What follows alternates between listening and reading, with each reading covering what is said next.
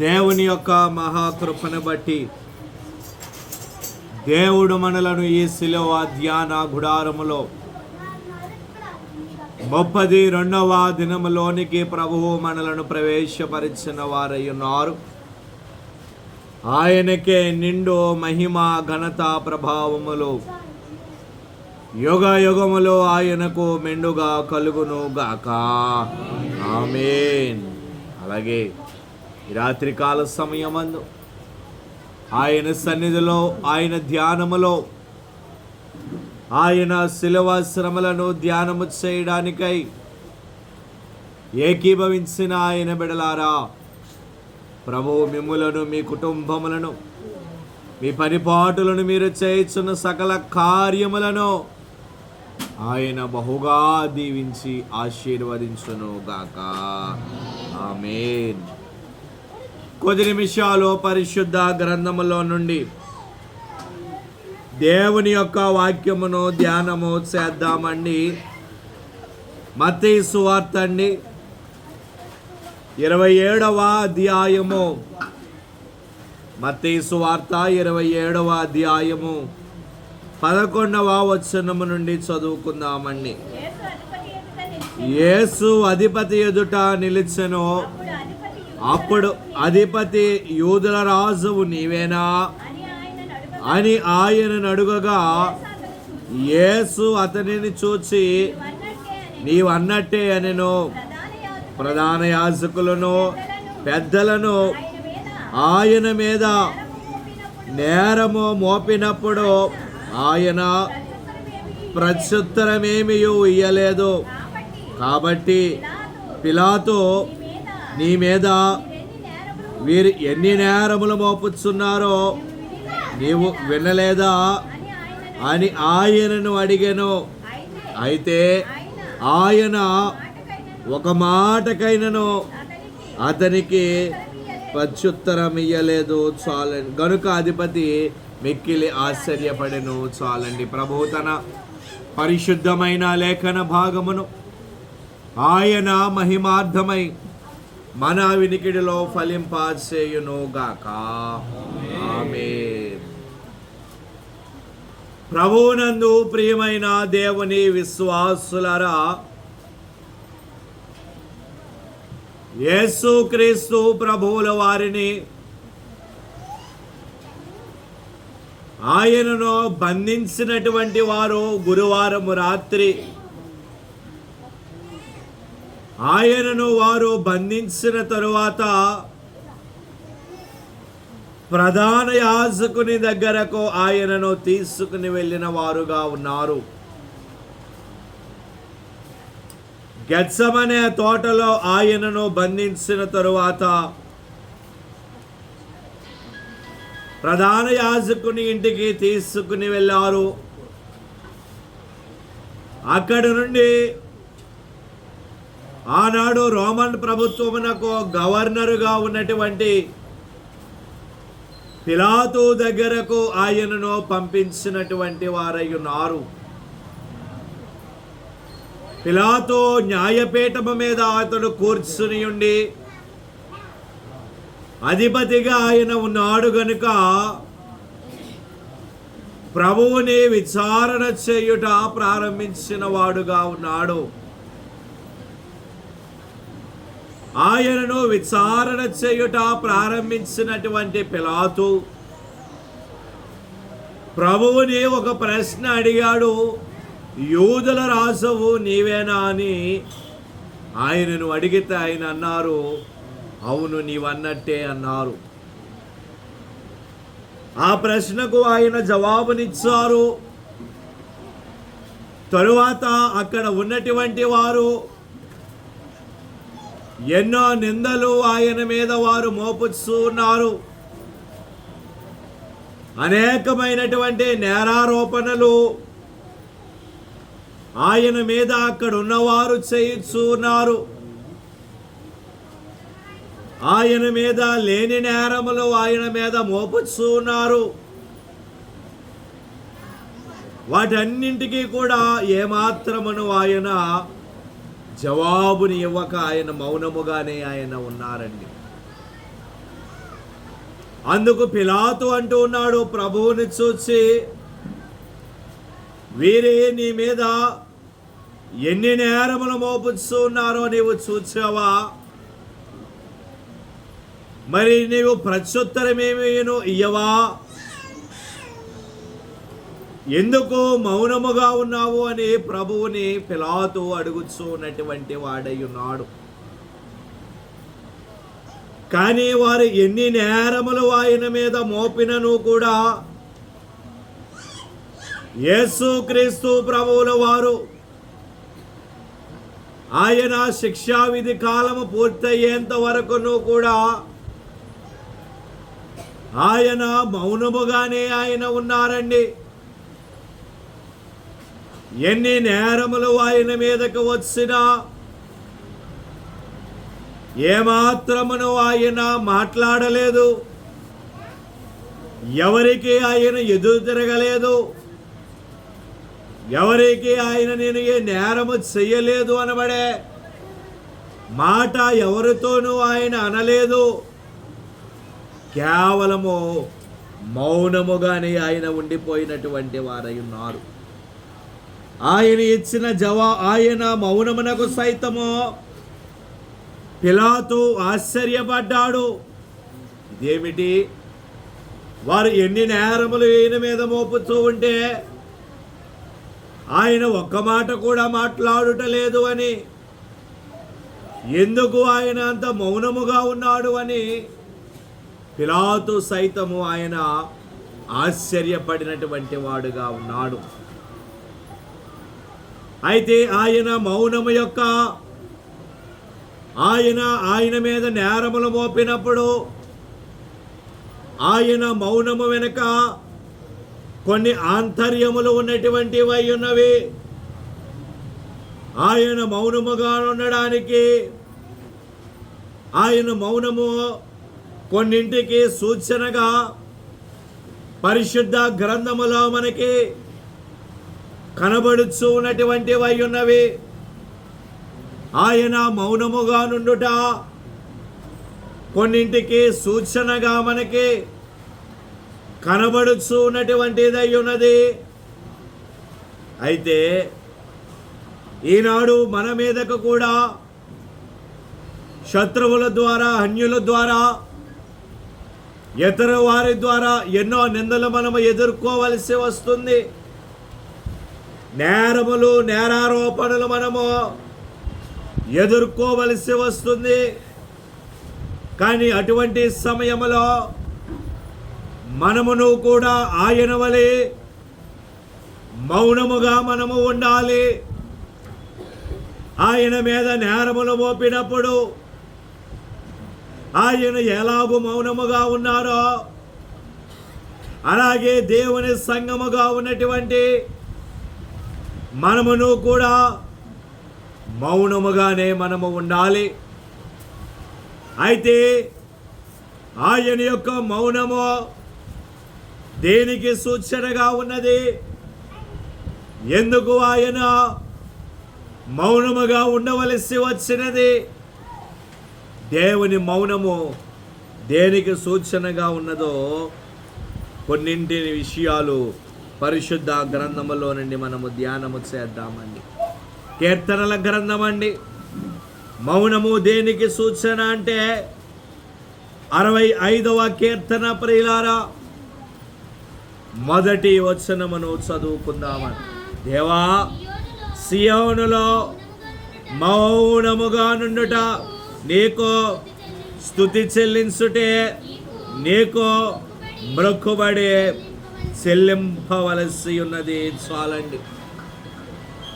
మౌనము మొదటిగా దేనికి సూచనగా ఉన్నది అంటే కీర్తనకారుడైన దావీదు గారు అక్కడ ఆయన మాట్లాడుచు ఆయన తెలియజేయచ్చు ఉన్నటువంటి వారై ఉన్నారు. ఏమంటూ ఉన్నారు ఆయన అక్కడ? దేవా, సియోనులో మౌనముగా నుండుట నీకు స్తుతి చెల్లించుటయే అని ఆయన అంటున్నారు. కనుక మొదటిగా దేవుని యొక్క ఆయన మౌనము దేనికి సూచనగా ఉన్నది అంటే దేవుని స్తుతించుటకు సూచనగా ఉన్నటువంటిది అయి ఉన్నది. దేవునికి స్తోత్రం. తండ్రిని స్తుతించడానికి ఆయన ఆ సమయమునందు మౌనముగా ఉన్నటువంటి వారై ఉన్నారు. అది కీర్తనకారుడు అక్కడ అంటూ ఉన్నారు, దేవాది సన్నిధిలో సియోనులో మౌనముగా నుండుట నీకు స్తుతి చెల్లించటయే, అనగా స్తుతి నీకు తగి ఉన్నది అని అక్కడ కీర్తనకారుడు ఆయన మాట్లాడుతూ ఉన్నటువంటి వారైనా. కనుక మొదటిగా మౌనముగా నుండుట అనగా దేవునిని స్తుతించుట, దేవునిని మనము ఘనపరచుట. మౌనిగా ఉండుట అనగా ఆంతర్యములో దేవునిని స్తుతించుట. బహిరంగముగా మనము స్తుతి చెల్లించలేకపోయినను ఆంతరంగికముగా మనము దేవునిని మనము స్తుతించాలి.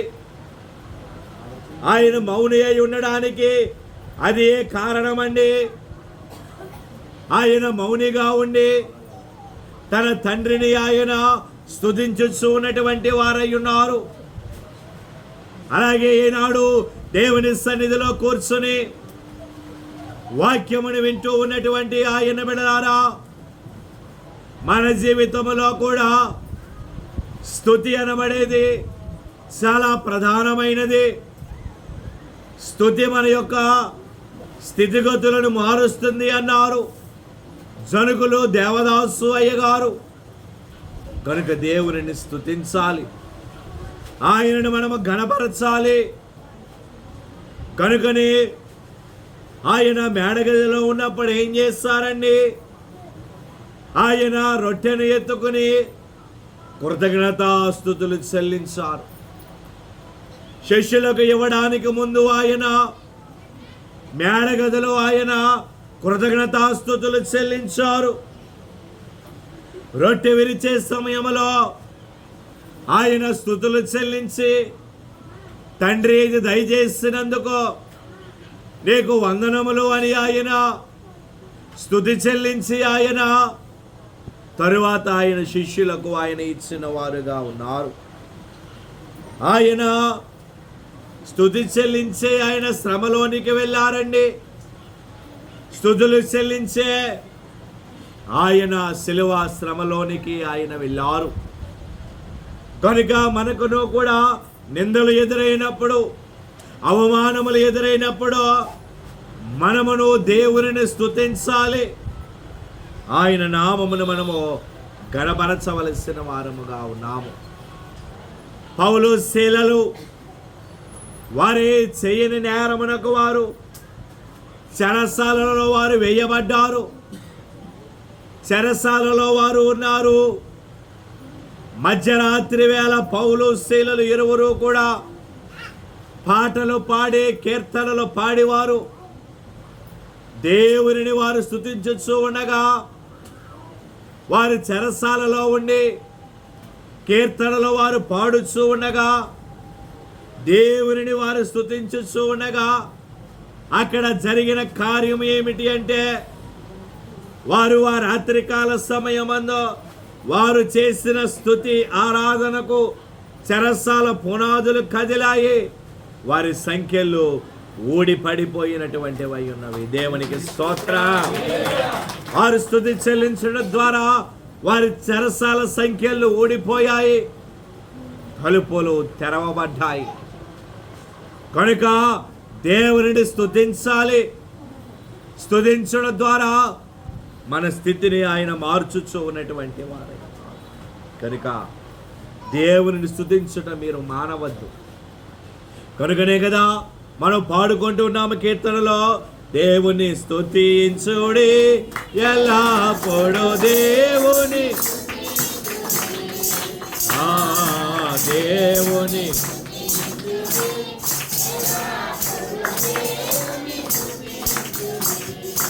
ఆయన పరిశుద్ధ ఆలయం, ఆయన పరిశుద్ధ ఆయన సన్నిధిలో, ఆయన సన్నిధిలో ఎల్లప్పుడు దేవుని దేవుని స్తుతించుడి, ఎల్లప్పుడు దేవుని స్తుతించుడి. సన్నతంతుల సితారతోను, సన్నతంతుల చక్కని స్వరములతో, చక్కని స్వరములతో ఎల్లప్పుడు దేవుని స్తుతించుడి, దేవుని ఎల్లప్పుడు దేవుని స్తుతించుడి. దేవునికి స్తోత్రం, హల్లెలూయా. కనుక దేవునిని స్తుతించాలి, ఆయన నామముని కీర్తించాలి, ఆయనను మనము కనపరచవలసిన వారముగా ఉన్నాము. రెండవదిగా చూసినట్లయితే 62వ కీర్తనండి, కీర్తనల గ్రంథము 62వ కీర్తన 5వ వచనం అండి. నా ప్రాణమా దేవుని నమ్ముకొని మౌనముగా నుండము, ఆయన వలననే నాకు నిరీక్షణ కలుగుచున్నది. చాలండి. చదువుబడిన లేఖన భాగములో దావీదు మహాభక్తుడు, దైవ జ్ఞానము కలిగినటువంటి దావీదు గారు ఆయన వ్రాసినటువంటి కీర్తనలో అక్కడ ఆయన అంటూ ఉన్నటువంటి మాట ఏమిటి అంటే, నా ప్రాణమా దేవునిని నమ్ముకొని మౌనముగా ఉండము అని ఆయన అంటూ ఉన్నారు. కనుక రెండవదిగా మౌనము దేనికి సూచనగా ఉన్నది అంటే, మొదటిగా ఆయన మౌనము దేవునిని స్తుతించడానికి సూచనగా ఉన్నది. రెండవదిగా ఆయన మౌనము దేవుని యందు విశ్వాసమునకు సూచనగా ఉన్నటువంటిది అయి ఉన్నది. దేవునికి స్తోత్రం. అది ఆయన అంటున్నారు, ఆయనను నమ్ముకొని మౌనముగా నుండము. దేవునిని నమ్ముకున్నప్పుడు దేవుని యందు విశ్వాసమును మనము కలిగి ఉన్నప్పుడు, దేవుని యందు బలమైన విశ్వాసము కలిగి మనము ఉన్నప్పుడు మనకు ఎటువంటి శ్రమలు ఎదురైనా, మనకు ఎటువంటి శోధనలు ఎదురైనా, మనకు ఎటువంటి నష్టములు ఎదురైనా మనము విశ్వాసములో నుండి మనము తొట్టిల్లిపోము. మనలో విశ్వాసము బలముగా ఉన్నప్పుడు, మనలో ఆయన యొక్క విశ్వాసము నిలకడగా ఉన్నప్పుడు మనము ఆయన యొక్క సన్నిధిలో నుండి, ఆయన యొక్క నమ్మకత్వములో నుండి మనము తొట్టిల్లిపోకుండా మనము జాగ్రత్తగా కలిగి ఉండగలము. అది ఆయన అంటూ ఉన్నారు, ఆయన వలననే నాకు నిరీక్షణ కలుగుచూ ఉన్నది. కనుకనే ఆయన మౌనముగా ఉన్నారు.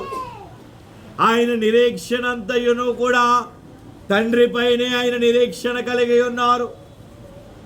ఆయన నా చేతిని అదిమి పట్టుకుని ఉన్నారు అనబడే నిరీక్షణ యేసు ప్రభువుల వారిలో ఉన్నది. కనుక తండ్రి నాకు తోడుగా ఉన్నారు అనబడే ఆధారము ఆయనలో ఉన్నది. కనుక ఆయన విశ్వాసము కలిగి మౌనిగా ఆయన ఉండిపోయినటువంటి వారై ఉన్నారు.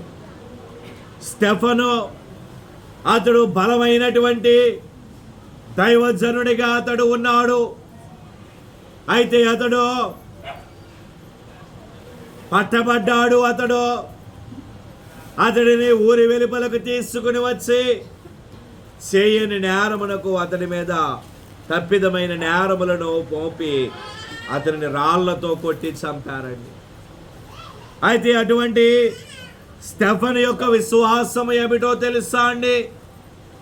ఆయనను రాళ్లతో కొట్టుచూ ఉన్నప్పుడు అతడు అన్నటువంటి మాట ఏమిటో తెలుసా అండి? యేసు ప్రభువుల వారు సిలువలో ఎలాగునైతే ఆయన మాట్లాడారో స్టెఫను కూడా అలాగుననే, తండ్రి వీరు చేయుచున్నది వీరు ఎరుగరు గనుక వీరిని క్షమించుము అని అన్నాడు స్టెఫను. ఆ ఒక్క మాటతో పరలోక రాజ్యములో ఉన్న వారందరూ కూడా ఆశ్చర్యపడ్డారు. స్టెఫను అతడు మరణించి పరలోక రాజ్యములోనికి ఆయన వెళుతూ ఉంటే సాక్షాత్తు యేసు క్రీస్తు ప్రభువుల వారు ఆయన సింహాసనమును దిగి 24 పెద్దలు ఆ సింహాసనముల మీద నుండి వారు లేచి స్టెఫనును వారు ఆహ్వానించారు. అంటే ఎంత గొప్ప విశ్వాసం అండి స్టెఫను కలిగి ఉన్నాడు. అట్టి విశ్వాసం ఈనాడు మనం కలిగి ఉండగలుగుతూ ఉన్నామా? మార్కు సువార్త అండి 5వ అధ్యాయము ప్రియులారా, మార్కు సువార్త 5వ అధ్యాయము 34వ వచనమండి. అందుకు ఆయన, కుమారి నీ విశ్వాసము నిన్ను స్వస్థపరచెను, సమాధానము గలదానివై పొమ్మో. చాలండి. చదువుబడిన లేఖన భాగములో యేసు క్రీస్తు ప్రభువుల వారు ఒక ప్రాంతములో ఆయన పరిచర్య చేయుచు ఉన్నారు. ఆ ప్రాంతములోనికి ఆయన వెళ్ళగానే అనేక మంది ప్రజలు గుమిగూడారు. ఆయన చుట్టూ కొన్ని వందల మంది ఉన్నారు. అయితే ఒక స్త్రీ 12 ఏండ్ల నుండి రక్తస్రావ వ్యాధి కలిగి ఉన్నటువంటి స్త్రీ ఎంతోమంది వైద్యుల దగ్గరకు వెళ్ళినది, కానీ ఆమె రోగము నయము కాలేదు, ఆమె వ్యాధి నయము కాలేదండి. ఇంకా యేసు ప్రభువుల వారు ఆ పట్టణానికి వచ్చారు అనబడే విషయమును ఆమె తెలుసుకున్నది. వెంటనే పరిగెత్తుకుంటూ వెళ్ళినది. ఆయన దగ్గరకు వెళ్ళడానికి ఆమెకు స్థలము లేదు, చుట్టూ ప్రజలు గుమిగూడి ఉన్నారు. ఎక్కడో వెనకాల నుంచి వెళ్ళి ఆయన యొక్క వస్త్రపు చెంగు ముట్టుకున్నారు. అప్పుడు ప్రభు అంటూ ఉన్నారు, అమ్మ ఇక్కడ ఎవరో నన్ను ముట్టుకున్నారు, ఇక్కడ ఎవరో నా వస్త్రాన్ని పట్టుకున్నారు అంటే శిష్యులు అంటూ ఉన్నారు.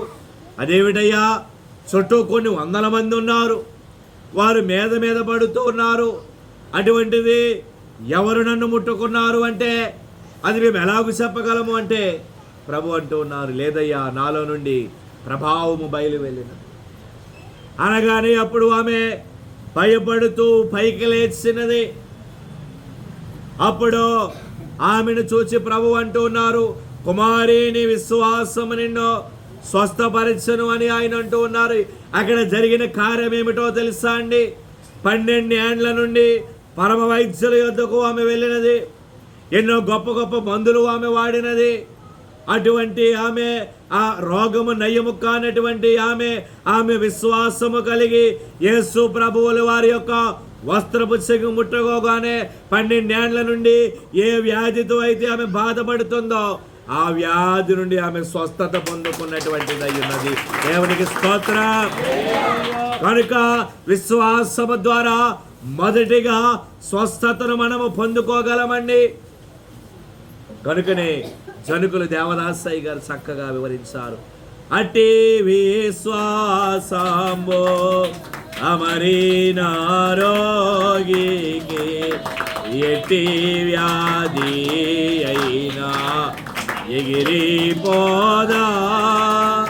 అట్టి విశ్వాసము అమరిన రోగికి ఎట్టి వ్యాధి అయినా ఎగిరిపోదా. బట్టముట్టుకొనుట బహిరంగ కార్యమే, బట్టముట్టుకొనుట బహిరంగ కార్యమే. గట్టి నమ్మిక మదిలో కలుగో కార్యము, వినరయ్యా వినరయ్యా యేసు ప్రభా ఘనరయ్యా క్రీస్తుని ఘనకార్యము. కనుక అట్టి విశ్వాసము కలిగిన రోగికి ఎట్టి వ్యాధి అయినా ఎగిరిపోదా? పట్టముట్టుకొనుట అది బహిరంగ కార్యమే. ఆమె ఆయన వస్త్రము ముట్టుకున్నది అది బహిరంగ కార్యమే కావచ్చును, కానీ ఆమెలో గట్టి నమ్మిక ఉన్నది చూచారు మదిలో, దాని వలన కార్యములు కలుగును అని ఆయన అంటారు. కనుక దేవుని యందు విశ్వాసము ఉంచండి. అలాగే లోకాసు వార్త అండి 7వ అధ్యాయము, లోకాసు వార్త 7వ అధ్యాయము 50వ వచనం అండి. అందుకు ఆయన నీ విశ్వాసము నిన్ను రక్షించెను, సమాధానము గలదానవై వెళ్ళుమని ఆ స్త్రీతో చెప్పాను. చాలండి. చదువుబడిన లేఖన భాగములో యేసు ప్రభువుల వారు ఒక శతాధిపతి ఇంట పరిసయ్యుని ఇంట భోజనమునకు ఆయన కూర్చున్నప్పుడు ఒక స్త్రీ ఆయన పాదముల దగ్గరకు వచ్చి ఆమె పాదముల మీద అత్తరు పూసి ఆయన పాదములను ఆమె తల వెంట్రుకలతో ఆమె తుడిచినది. అప్పుడు ఆ ఇల్లంతయు అత్తరు వాసనతో నిండుకున్నది. అక్కడ ఉన్నవారు ఆమెను చూసి ఎందుకేమి ఇలా వృధా చేయించు ఉన్నది అని ఆమెను గురించి అంటే ప్రభు అంటూ ఉన్నారు, ఆమెను చూచి ఆమె విస్తారముగా ప్రేమించినది గనుక ఆమె యొక్క విస్తారమైన పాపములు క్షమించబడ్డాయి అని అంటూ అక్కడ ఆయన అంటూ ఉన్నారు, నీ విశ్వాసము నిన్ను రక్షించను అని ఆయన అంటూ ఉన్నారు. కనుక రెండవదిగా విశ్వాసము ద్వారా మనము రక్షణను పొందుకోగలము. ప్రియమైనటువంటి వాళ్ళ దేవునికి స్తోత్రం. విశ్వాసము లేకుండా మనం రక్షణను పొందుకోలేమండి. దేవుని యందు విశ్వాసము ఉంటేనే, ఆయన యందు నమ్మిక ఉంచితేనే మనము రక్షణను మనము పొందుకోగలము. ప్రియమైనటువంటి వాళ్ళ కనుక ఆయన మౌనము రెండవదిగా విశ్వాసమునకు సూచనగా ఉన్నది. మూడవదిగా చూసినట్లయితే సామెతల గ్రంథం అండి 11వ అధ్యాయము, సామెతల గ్రంథము 11వ అధ్యాయము 12వ వచనం అండి. తన పొరుగువానిని తృణీకరించిన వాడు బుద్ధి లేనివాడు వివేకి అయిన వాడు మౌనముగా నుండును. చాలండి. ఇక మూడవదిగా మౌనము అనబడేది దేనికి సూచనగా ఉన్నది అంటే జ్ఞానమునకు సూచనగా ఉన్నటువంటిది. దేవుని ద్వారా దైవ జ్ఞానమును పొందుకున్నటువంటి సొలొమోను భక్తుడు అక్కడ ఆయన వ్రాయచ్చు ఏమంటూ ఉన్నారు, తన పొరుగు వానిని తృణీకరించిన వాడు వాడు బుద్ధి లేనివాడు వివేకి అయిన వాడు మౌనముగా ఉండును అని ఆయన అంటూ. నిజమే, ఎవరైతే జ్ఞానము కలిగి ఉంటారో, ఎవరైతే వివేకమును కలిగి ఉంటారో వారు ఎప్పుడు పడితే వారు అప్పుడు వారు మాట్లాడరండి. అవసరం వచ్చినప్పుడే వారు మాట్లాడతారు. కానీ ఎవరైతే జ్ఞానము లేని వారు ఉంటారో, అవివేకులైన వారు ఎవరైతే ఉంటారో వారి మౌనముగా వారు ఉండరు. వారు ఎప్పుడు మాట్లాడదామా, ఎప్పుడు గొడవ పెట్టుకుందామా, ఎప్పుడు తగువులు పెట్టుకుందామా అని వివేకము లేని వారు ఎదురు చూస్తారు. కానీ అట్టివారు బుద్ధి లేని వారు అని సొలొమోను చాలా స్పష్టముగా ఆయన చెబుతూ ఉన్నారు. వివేకి అనబడేవాడు ఎలాగూ ఉంటాడు అంటే మౌనముగా ఉండును అని ఆయన అంటూ ఉన్నాడు. జ్ఞానము కలిగి ఉండుట అంటే మౌనముగా నుండుటయే. అక్కడ యేసు ప్రభువుల వారు అనంత జ్ఞాని అండి. ఆయన సృష్టికి జ్ఞానమును పరిచయం చేసిన వారు ఆయన. జ్ఞానము ఆయనలో గుప్తమై ఉన్నది, ఆయనలో నిగూఢమై ఉన్నది గనుక, ఆయన జ్ఞాని అయి ఉన్నాడు గనుక ఆ దినము ఆయన మౌనముగా ఆయన ఉన్నాడు. అంతేగాని ఆయనను హింసించినప్పుడు, కొట్టినప్పుడు ఆయన వివేకము లేకుండా, జ్ఞానము లేకుండా తండ్రిని ఆయన వేడుకొని ఉంటే ఈనాడు మనకి ఈ రక్షణ ఉండేదంటారు. ఈనాడు మనం ఇలాగూ పాపము లేని వారి వలె ఉండేవారం అంటారు. లేదే, ఆయన వివేకము కలిగి ఆయన ఉన్నారు గనుకనే ఈనాడు మనము పరిశుద్ధుల వరుసలో, సజీవుల గుంపులో మనము ఉన్నటువంటి వారమై ఉన్నాము. దేవునికి స్తోత్రం. కీర్తనల గ్రంథం అండి, 111వ కీర్తన, 111వ కీర్తన 10వ వచనం అండి. యెహోవా యందలి భయము జ్ఞానమునకు మూలము. చాలండి. చదువుబడిన లేఖన భాగములో కీర్తనాకారుడు అంటూ ఉన్నటువంటి మాట, జ్ఞానము, ఎటువంటి జ్ఞానము మనము కలిగి ఉండాలి అంటే దేవుని యందలి భయము కలిగి ఉండుటయే జ్ఞానము. ప్రియమైనటువంటి వారలారా, దేవునికి స్తోత్రం. దేవుని యందలి భయము కలిగి ఉండుటయే జ్ఞానము కనుక ఆయన యందు మనము భయభక్తులు మనము కలిగి ఉండాలి. సామెతల గ్రంథం అండి, 9వ అధ్యాయము, సామెతల గ్రంథము 9:8 అండి.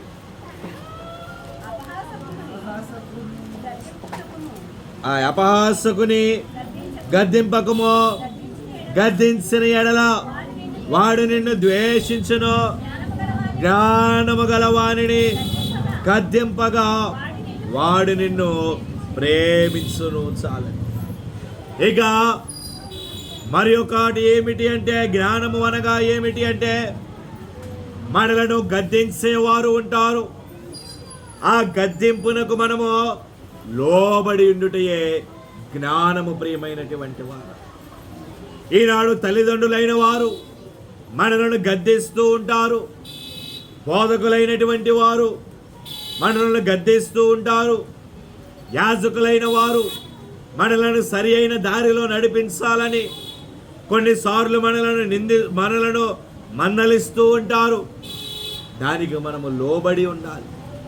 అంతేగాని వారు నన్ను తిట్టారు, వారు నన్ను అవమానించారు అని అదంతయు కూడా అవివేకి యొక్క క్రియలు. ప్రియమైనటువంటి వారు, జ్ఞానము కలిగిన వారు ఏమనుకుంటారు అంటే, నేను నరకానికి తప్పిపోకుండా నన్ను దేవుడు రక్షించాడు అని ఆయన గద్దింపునకు లోబడతారు తప్పితే, అవివేకులు ఏం చేస్తారు అంటే వారు నన్ను ఏదో అనేస్తారు అని వారు ఆలోచన చేసుకుని కార్యక్రమాలలో ఏకీభవించున్న వారు మానివేస్తూ ఉంటారు.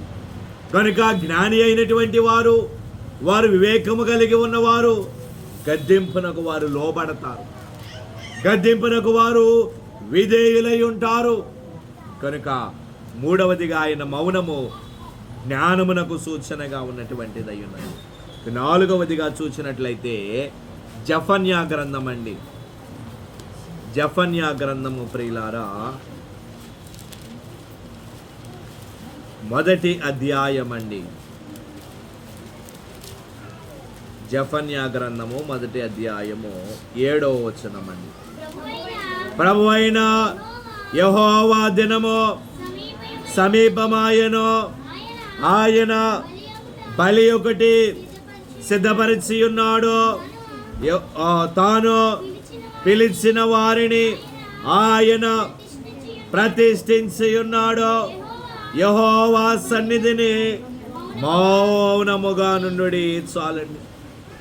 చదువుబడిన లేఖన భాగములో ప్రవక్త అయిన జఫన్యా ఆయన అక్కడ మాట్లాడుతూ ఉన్నటువంటి మాట ఏమిటి అంటే, ప్రభు అయిన యెహోవా దినము సమీపమాయను గనుక యెహోవా సన్నిధిని మౌనముగా నుండి అని ఆయన అంటూ ఉన్నారు. గనుక 4వదిగా మౌనముగా నుండుట దేనికి సూచనగా ఉన్నది అంటే దేవుని సన్నిధిలో ఉండడానికి సూచనగా ఉన్నటువంటిది అయి ఉన్నది. దేవునికి స్తోత్రం.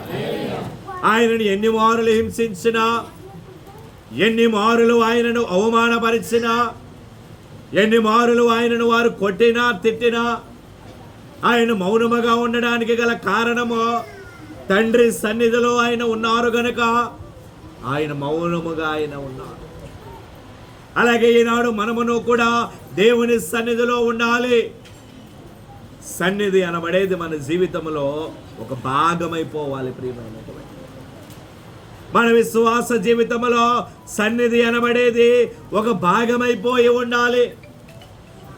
అంతేకాని సన్నిధికి మనము ఏనాడు మనము వేరుగా ఉండరాదు. ప్రియమైనటువంటి వారలారా, కనుక సన్నిధి విషయములో మనము చాలా జాగ్రత్తగా, అందుకే కీర్తనకారుడు అంటున్నారు, ఆయన సన్నిధిలో సంపూర్ణ సంతోషము కలదు అని ఆయన అంటున్నారు. కనుక 4వదిగా ఆయన మౌనము సన్నిధికి సూచనగా ఉన్నది. ఇక 5వదిగా కొరింథీయులకు రాసిన మొదటి పత్రిక అండి. కొరింథీయులకు రాసిన మొదటి పత్రిక 14వ అధ్యాయము 34వ వచనం అండి.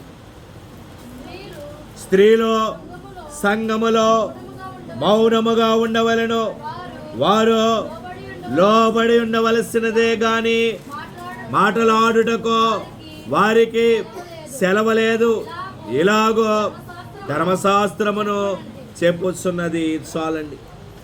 చదువుబడిన లేఖన భాగములో పౌలు గారు సంఘముతో మాట్లాడుచు అక్కడ ఆయన అంటూ ఉన్నటువంటి మాట ఏమిటి అంటే, స్త్రీలు సంఘములలో మౌనముగా ఉండవలెను అనగా దాని భావము ఏమిటి అంటే, 5వదిగా మౌనము దేనికి సూచనగా ఉన్నది అంటే విధేయతకు సూచనగా ఉన్నటువంటిది.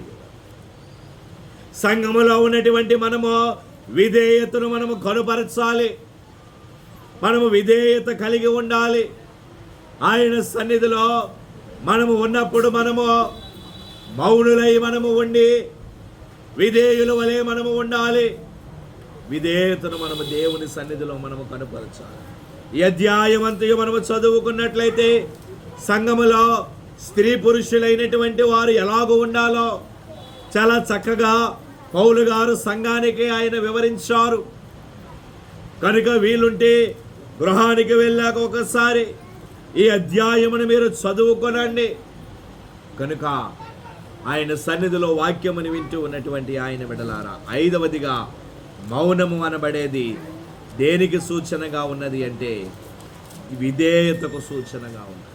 కనుక చాలాసార్లు మనం అనుకోవచ్చు, ఎదుటివారు మన మీద నిందలు వేస్తూ ఉన్నారు, వారు మన మీద అవమానపరుచుతూ ఉన్నారు, వారు మన మీద రాళ్ళు రువ్వుతూ ఉన్నారు అని మనమును కూడా వారి మీద నిందలు వేస్తే, మనమును కూడా వారి మీద తగువులు పెట్టుకుంటే వారికి మనకి తేడా ఏమున్నది? ప్రియమైనటువంటి వారు మన మీదకి దాడులకు కానీ దేనికి వచ్చినా మనము మౌనుల వలె మనము ఉండాలి. మనం మౌనముగా ఉన్నప్పుడు అన్నింటినీ దేవుడే చూసుకుంటారు. సకల కార్యములను జరిగించువారు ఆయనే. సమయములో కాలములో ఆయన స్వాధీనములో ఉన్నవి గనుక ఆయనే అన్నారు, మీరు తీర్పు తీర్చకుడి అని. ఆయన ఎవరిని మనము తీర్పు తీర్చరాదు. మనము మౌనుల వలె మనము ఉండాలి, జ్ఞానుల వలె మనము మౌనముగా మనము ఉండాలి. అందుకే యేసునాథుడు పిలాతు అడిగాడు, వీరు నీ మీద ఎన్ని నేరములు మోపుతున్నారయ్యా, నీవు బదులేమీ చెప్పవా, ఎందుకు నీవు మౌనముగా ఉంటూ ఉన్నావు అని పిలాతు అన్నాడు. కానీ ప్రభువు ఏమాత్రమును ఆయన నోరు మెరపలేదు. ఆయన మౌనముగానే ఉన్నారు. పిలాతు ఆశ్చర్యపోయాడు. మౌనము దేనికి సూచనగా ఉన్నదో 5 విషయాలు నేను మీకు చూపించాను. మొదటిగా దేవుని స్తుతించడానికి సూచనగా ఉన్నది. ఆనాడు ఆయన ఆ పిలాతు ఎదురుగా ఉన్నప్పటికీ ఆయన మదిలో ఆయన తండ్రిని స్తుతించుతూనే ఆయన ఉన్నారు. ఆయన ఆంతర్యములో స్తుతి అనబడేది ఉన్నది. కనుక మనమును కూడా ఎల్లప్పుడూ దేవుని స్తుతించాలి. 2వదిగా మౌనము విశ్వాసమునకు సూచనగా ఉన్నది. ఆయన నిరీక్షణంతయు ఆయన తండ్రి మీదనే ఆయన పెట్టుకొని ఉన్నారు. కనుక మనము దేవుని యందు విశ్వాసము కనపరచాలి. విశ్వాసము ద్వారా స్వస్థత పొందుకోగలము. విశ్వాసము ద్వారా మనము రక్షించబడగలము. అలాగే మూడవదిగా మౌనము జ్ఞానమునకు సూచన. వివేకి అయిన వాడు మౌనముగా ఉండును అని సొలొమోను భక్తుడు అంటూ ఉన్నాడు. కనుక జ్ఞానులైన వారు ఎల్లప్పుడూ వారు మౌనముగానే ఉంటారు. అధిక ప్రసంగములు వారు చేయరు. నాలుగవదిగా సన్నిధిలో ఉండడానికి సూచనగా ఉన్నది. మౌనము దేవుని సన్నిధికి సూచనగా ఉన్నది. ఐదవదిగా ఆయన యొక్క మౌనము విధేయతకు సూచనగా ఉన్నది. తండ్రి ఏ పనినైతే ఆయనకు అప్పగించారో ఆయన దానికి విధేయులయ్యారు. తండ్రికి ఆయన విధేయులుగా ఆయన ఉన్నారు. కనుక మనమును కూడా మౌనముగానే ఉన్నాము. శ్రమలు రానివ్వండి, నిందలు రానివ్వండి, అపాయములు రానివ్వండి, మౌనముగానే ఉందాము. అన్నింటికి తీర్పు తెచ్చే సమయం ఒకరోజు ఉన్నది. అన్నింటికీ ఆయన ఈనాడు మనం పడిన నిందకు, మనం పడిన ప్రతి మాటకు, మనం పడిన ప్రతి అవమానమునకు మన మీదకు ఎవరైతే వచ్చారో ప్రతి దానికి తీర్పు తీర్చేదనం ఒక రోజు ఉన్నది. కనుక ఈ దినం మనం మౌనముగా ఉన్నప్పుడు దేవుడు వారికి తీర్పు తీర్చువారిగా ఉన్నారు. కనుక ఎవరు మనల్ని ఎన్ని ఏమన్నా మౌనముగానే ఉండండి. అన్నింటినీ ఆయన చూచుకుంటారు. ప్రభు కృప దీవెన ఆశీర్వాదములు మీ ఎల్లరికూ తోడయుండును గాక. ఆమేన్. మోకరిందామండి. ఆయన ధ్యానములోనికి వెళదాము. ప్రియులారా, అందరము కూడా మోకరిందాము. ఒళ్ళంతారా తామో ముండ్లాకిరి తామో తలపై పెట్టిరి సోదరా ఒకడో